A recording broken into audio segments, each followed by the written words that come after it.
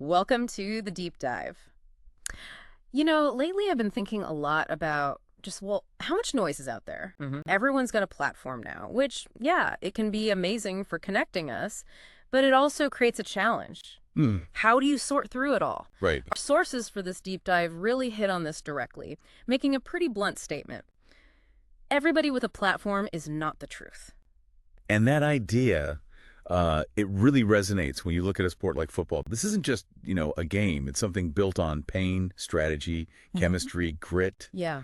and moments that only those inside the huddle truly understand. Mm. The truth, in this world, it comes from a very specific place. Experience. Experience. Exactly. If you've never suited up under Friday Night Lights, or never got your bell rung on a slant route, or maybe never studied film until your eyes went blurry at 3 a.m., well, you might have a voice, sure, but you are absolutely not the voice.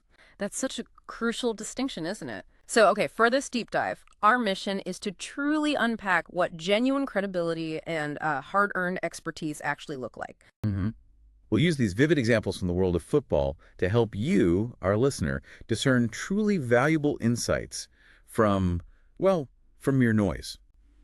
Okay, let's unpack this. So, the rise of social media, it's undeniably democratized opinions. On one hand, that's incredible. Fans connect, they debate, share their passion. Yeah, the community aspect can be great. But what's the flip side of that, really? We've seen it.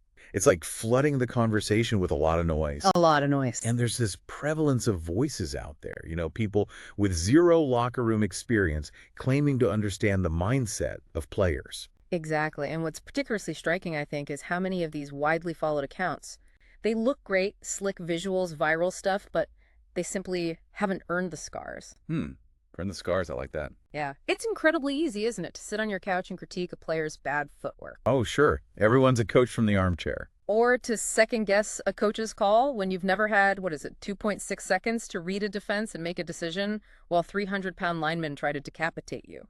Wow. Yeah, put that way.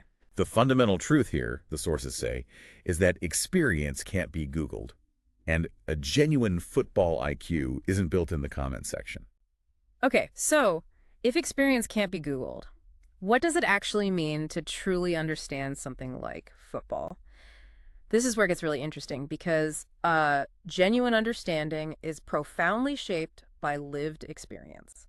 It's fascinating how this perspective really emphasizes football as like more than just a game. Right. It's presented as a way of life, teaching discipline, teamwork, resilience, and sacrifice.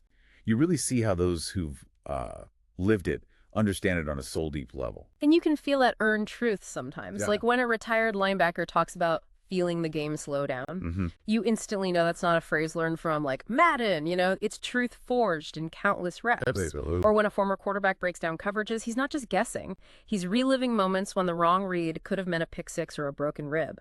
That's not just knowledge, it's embodied. And this raises an important point, right?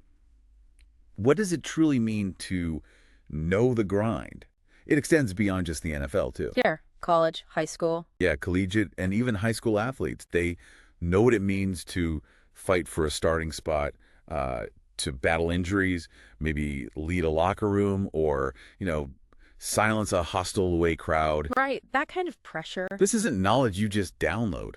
It has to be earned through actual struggle, through dedication. So, okay, if experience is the bedrock, how does it actually transform someone's perception? It's one thing to be like watching the All-22 film from a distance, Totally different. but something entirely different, isn't it, to truly grasp what it feels like to execute a pulling guard block in live action. That profound perspective, as we're seeing, it comes from the trenches, not from a podcast mic. And that deep connection, that lived experience, it brings out crucial nuances, things that are often completely lost in the rush to post, hot takes. Oh, yeah, the hot takes. Players who've actually been there, they understand that the stat sheet rarely tells the whole story. Right, it's just numbers. Exactly. For instance, a missed tackle. Maybe it wasn't just a mistake, maybe it was a calculated risk in a chaotic play. Okay. Or receiver dropping a ball. Could be he's playing through a dislocated finger. You don't see that on the broadcast. No way. And sometimes what looks like a bad throw was actually the only option to avoid a coverage sack. These are the layers the untrained eye just misses. That makes so much sense. And that's why there's such unique weight behind a player's words, right? Absolutely. It's not just repeating something they read. It's because they're drawing from muscle memory, from decades of grind, from 1,000 quiet moments of self-doubt and self-belief. You can practically feel that authenticity. That's where the real truth comes from. It's really about respecting the game Hmm. by respecting the ones who played it. Mm-hmm. Think about, say, a boxing match. It would be laughable, right? Yeah. For someone who's never stepped in the ring to explain a fighter's split-second decision-making. Completely absurd. Yeah. Well, the same principle applies to football. If you haven't played, the message is pretty clear. Lead with humility, not hubris. So to just ignore players' perspectives in favor of someone with a mic and a laptop, it isn't just disrespectful. Our soul says it's actually ignorant. Ignorant, strong word, but maybe accurate. Well, because these players are students of the game. They've studied it, bled for it, and sacrificed personal relationships, health, and sometimes their futures for a shot at greatness. Their insight is just fundamentally different. Which brings us to this pervasive challenge today.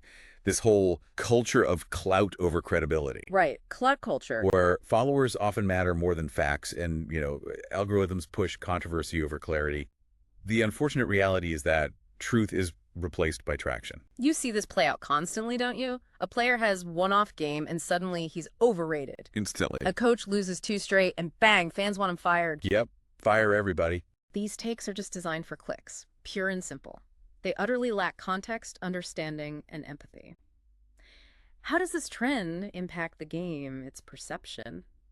Well, I think it's dangerous. Yeah. In contrast, real football minds, they tend to speak differently. Yeah. Recognize the grind. They respect the process. They know that greatness isn't linear and that, bad games don't define a career. Perspective. They analyze with clarity, not clout. Yeah. And the sad reality is that too many voices chasing virality are kind of drowning out the ones grounded in truth. Yeah.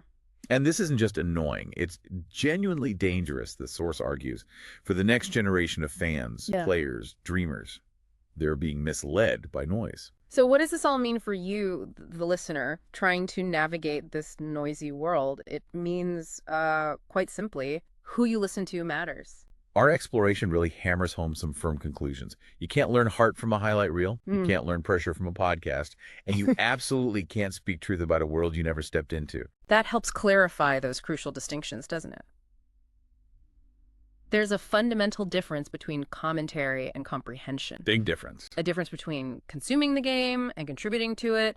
And a difference between having a platform and being the truth. Right. So the next time someone with, 1 million followers tells you what your favorite team should have done on 3rd and 8, maybe pause and ask yourself, did they ever play the game?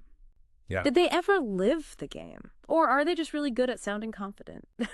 It's important that, as a culture maybe, we make a conscious effort to start valuing football minds over follower counts. Yes. And amplifying the voices who earned their stripes. Yes. Meaning players, coaches, scouts, people who walk the walk. Walk the walk. We need to push back against the unqualified dominating the conversation. Not with hate, obviously, but with clarity. The key question to ask when someone speaks with such conviction is, do they know what it means to bleed for this? If not, maybe take their takes with a grain of salt. Because they may be talking, but they ain't talking truth.